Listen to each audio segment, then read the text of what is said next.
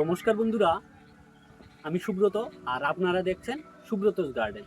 বন্ধুরা, আমাদের লেবু গাছে ফুল থেকে গুটি সেট হয়েছে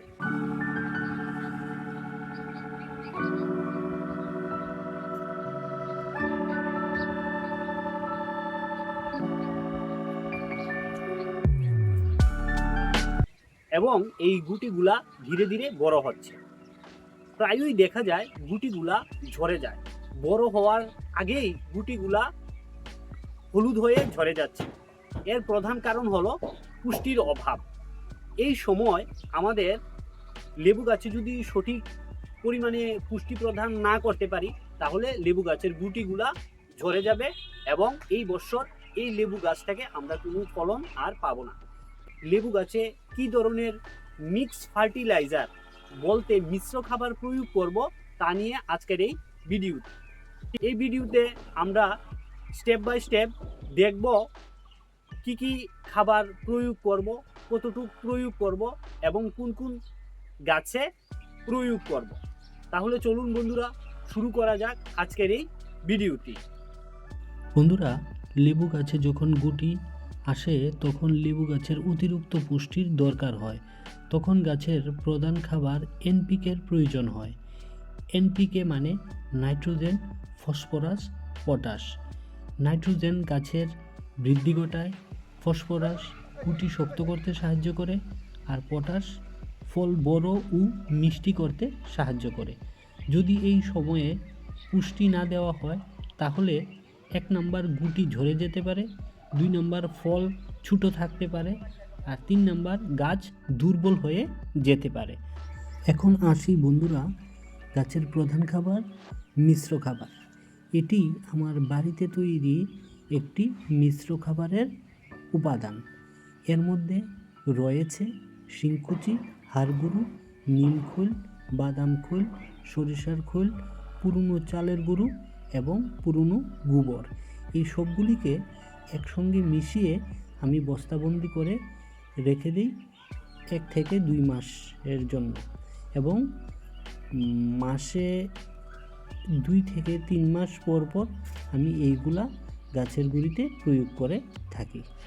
এর মধ্যে প্রচুর পরিমাণে পুষ্টি উপাদান রয়েছে, এইগুলা গাছের গুঁড়িতে দিলে ভালো ফল পাওয়া যায়। বন্ধুরা, এখন আসি গাছে কিভাবে সার প্রয়োগ করব। প্রথমে গাছের গুঁড়ার মাটিটি একটু খুঁড়ে নিতে হবে। তো গুঁড়ার মাটিটি ভালো করে খুঁড়ে নিয়ে তারপর সারটি প্রয়োগ করতে হবে।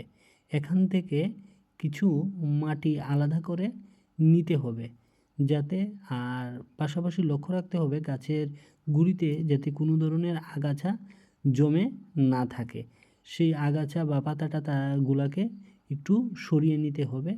তারপর মাটিটি একটু ঝুরঝুরে করে গুঁড়ির মাটিটি একটু সরিয়ে নিতে হবে। গুঁড়ির মাটিটি একটু সরালে শিকড়গুলি দেখা যাবে এবং তাতেই মিক্স খাবারটি আমরা প্রয়োগ করব।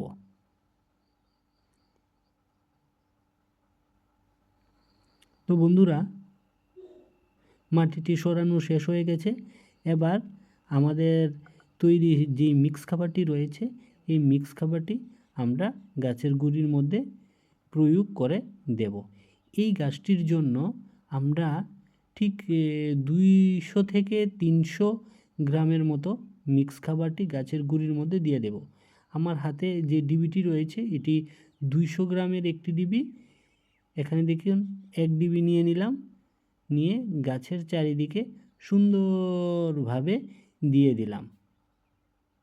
200 গ্রাম হয়ে গেছে, আর একটু নিয়ে নেব, বাস অর্ধেক নিয়ে 300 গ্রাম হয়ে গেছে টোটাল। এটিও গাছের গুঁড়ির মধ্যে সুন্দরভাবে দিয়ে দেব। তাতেই গাছ প্রচুর পরিমাণে পুষ্টি এই খাবারটি থেকে সংগ্রহ করতে পারবে। এখন যেই মাটিটি অবশিষ্ট ছিল, সেই মাটিটি ভালো করে এটির উপরে দিয়ে দেব।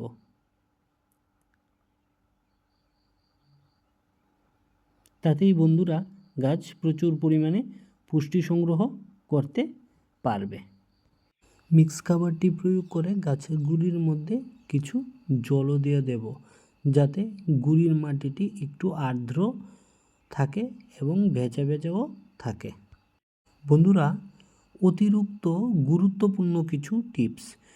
গুটি ঝরা কমাতে কিছু গুরুত্বপূর্ণ টিপস হলো: নিয়মিত পানি দিন, অতিরিক্ত সার ব্যবহার করবেন না, পোকামাকড় হলে দ্রুত ব্যবস্থা নিন, মাসে একবার জৈব সার দিতে পারেন, এতে গাছ সুস্থ থাকবে, ভালো থাকবে। তো বন্ধুরা, আজ আমরা জানতে পারলাম লেবু গাছে গুটি আসার পর কিভাবে মিক্স ফার্টিলাইজার প্রয়োগ করতে হবে। আপনি যদি এই পদ্ধতি অনুসরণ করেন তাহলে গাছের গুটি জোড়া কমবে এবং ফলনও অনেক ভালো হবে। ভিডিওটি ভালো লেগে থাকলে লাইক করুন, কমেন্ট করুন ও চ্যানেলটিকে সাবস্ক্রাইব করার অনুরোধ রইল।